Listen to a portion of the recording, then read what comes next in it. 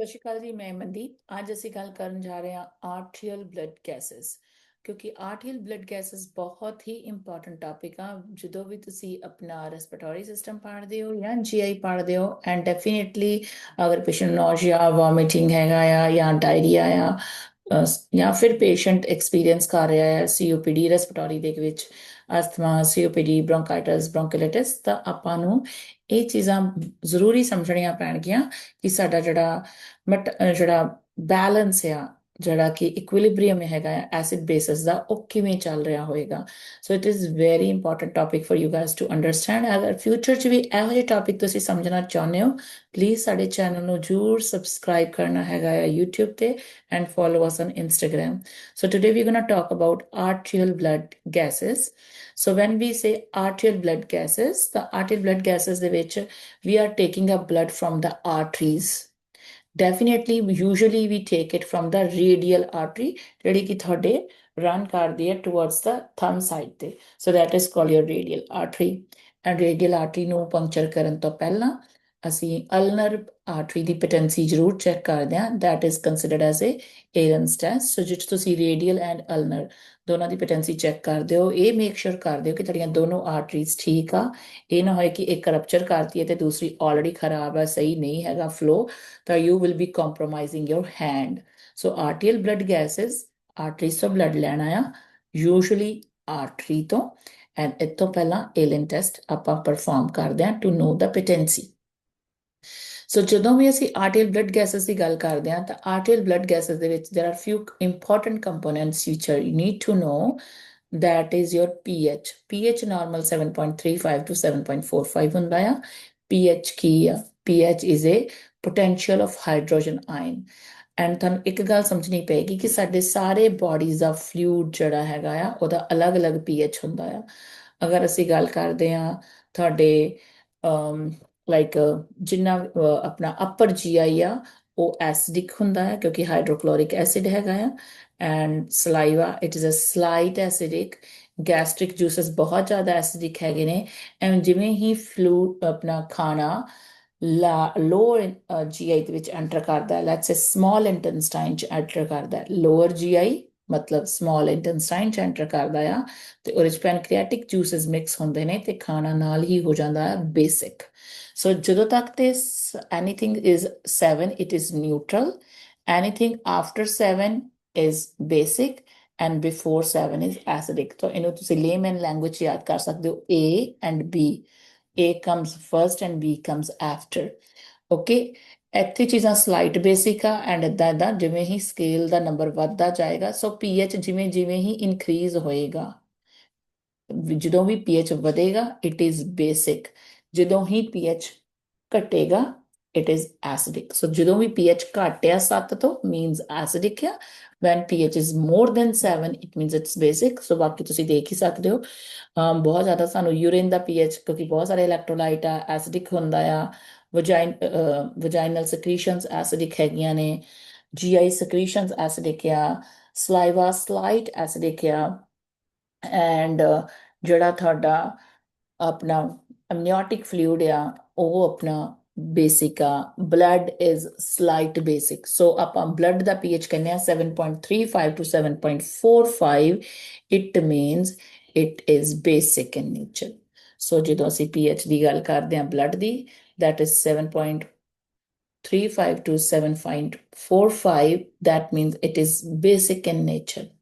Okay, so ਅਗਰ ਉਹ ਆਪਣਾ ਪੀਐਚ ਬੇਸਿਕ ਹੈਗਾ ਆ, ਤਾਂ ਅਗਰ ਥੋੜਾ ਵੀ ਪੀਐਚ ਵਧੇਗਾ ਉਹ ਐਸਿਡਿਕ ਨੂੰ ਜਾਏਗਾ, ਸੌਰੀ ਬੇਸਿਕਸ ਨੂੰ ਜਾਏਗਾ। ਔਰ ਅਗਰ ਥੋੜਾ ਜਿਹਾ ਵੀ pH ਘਟੇਗਾ, if pH is going high, it is going basic. So anything more than 7.5 is basic.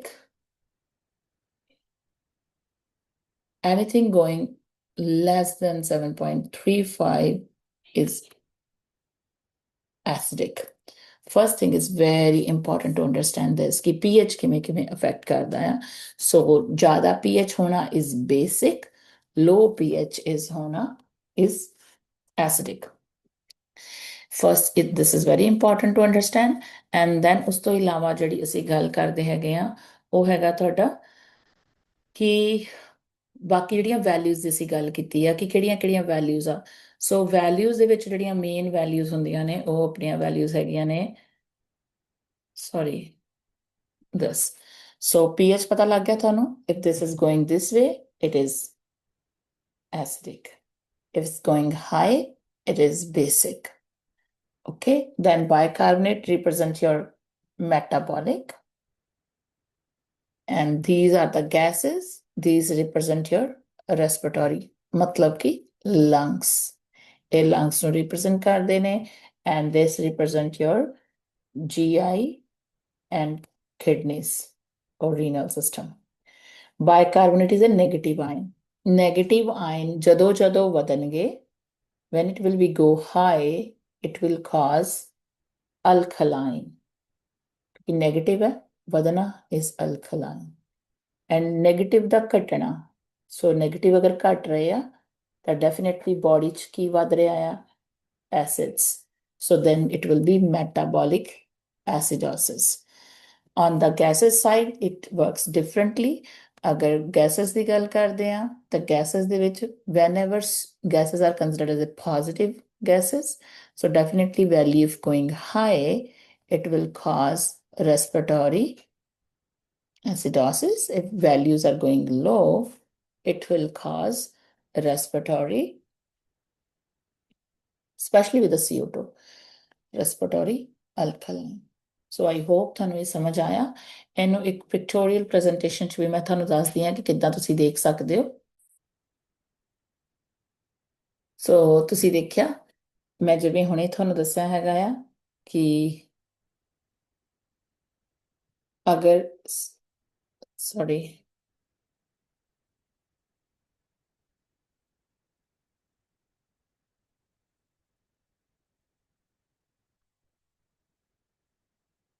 so as you know, I'm just talking about कि अगर थोड़ा respiratory acidosis मतलब एसिडिक होना, CO2 ਦਾ increase होना, and pH हमेशा down जाना is acidic. So I will represent it with the red so that it will make more sense. So CO2 increase होना, CO2 is a positive gas the increase होना, and pH ਦਾ 7 ਤੋਂ ਉਧਰ ਨੂੰ ਜਾਣਾ is always acidic, and CO2 represent the lungs. If I talk about alkalases, the pH the less than 7, high than 7 jana,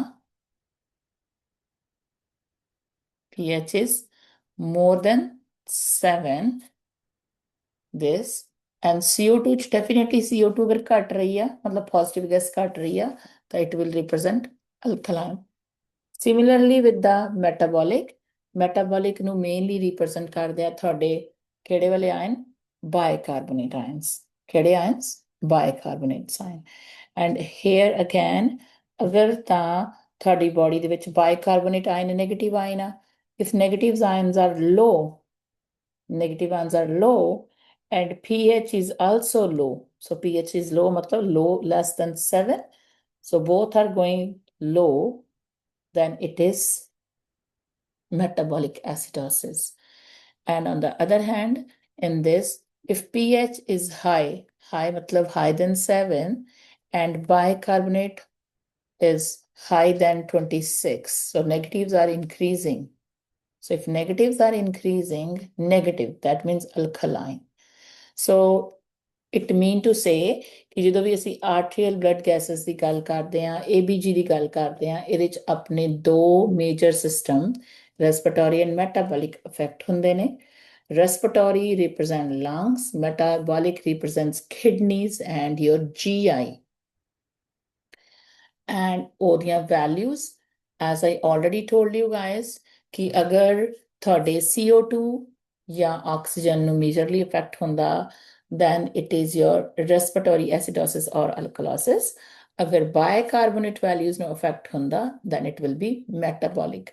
अगर ਤੁਹਾਨੂੰ ਇੰਨਾ ਕੁ ਚੀਜ਼ ਸਮਝ ਆਈ ਆ ਤਾਂ give me a thumbs up and we will continue with the rest of the topics ਕਿ ਕੀ ਇਹਦੇ sign and symptoms ਹੁੰਦੇ ਨੇ, ਕੀ ਇਹਦੇ causes ਹੁੰਦੇ ਨੇ, and ਕਿਵੇਂ ਅਸੀਂ ਇਹਨਾਂ conditions ਨੂੰ manage ਕਰਦੇ ਹਾਂ. Hopefully you will like this video, and for the future such informative videos, Kindly subscribe us on YouTube and follow us on Instagram. Thank you. Keep us uh, updated with your feedback so that we can post the next video.